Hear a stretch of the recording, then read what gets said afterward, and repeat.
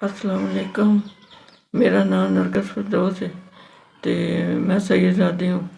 मेरा कोई आसरा नहीं, कोई वसीला नहीं, कोई कमाने वाला नहीं। मेरा बेटा भी कोई नहीं है। मेरा घर जो फौत हो गया तो मैं एक बेटी की शादी अगे कर चुकी हूँ। दो बेटियां ने मेरिया। एक बेटी की शादी कर चुकी हूँ, एक दी अगले नवंबर की 5 तारीख की शादी रखी है।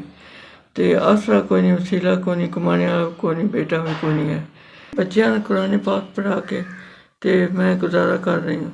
30 तो 35 बंदे जिहड़े ने बच्ची के निकाह वास्ते रखे ने तो इन्हां दे कोई वसीला नहीं, कोई आसरा नहीं बनता पिया जिहदे विच आके उन्हां दी खिदमत करूँ।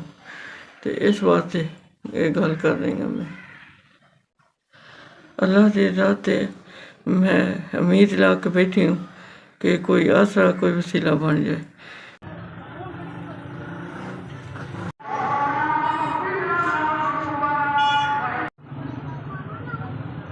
अल्हम्दुलिल्लाह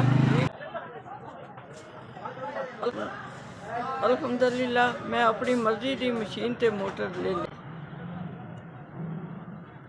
अल्हम्दुलिल्लाह मैं अपनी बच्ची वास्ते 10 चादर खरीद लियां ने। अल्हम्दुलिल्लाह अल्लाह का लख ते हज़ार बारी शुक्र है।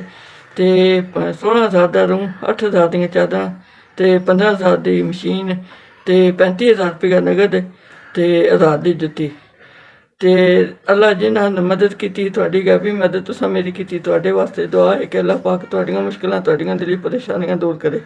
अल्लाह पाक तुहाडे इस सदके तुहाडे ते फजल ते करम अता फरमाए। अल्लाह सोने दा मुकरम अता फरमाए। अल्लाह तुहाडी रोज़ी च इज़ाफा फरमाए। अल्लाह पाक तुहाडे कारोबार दी तरक्की अता फरमाए। मैं हकदार सैयदजादी हाँ। अल्लाह की ज़ात तो बगैर मेरा आसरा कोई नहीं। तुसी आसरा बनिया, तुहाडी मदद अल्लाह करे। 75,000 रुपया तुसा मेरी मदद की। अल्लाह की ज़ात पाक तुहाडी इस चौखी मदद होवे तो अल्लाह पाक तुहाडी दिली मुश्किलां, दिली परेशानियां दूर करे।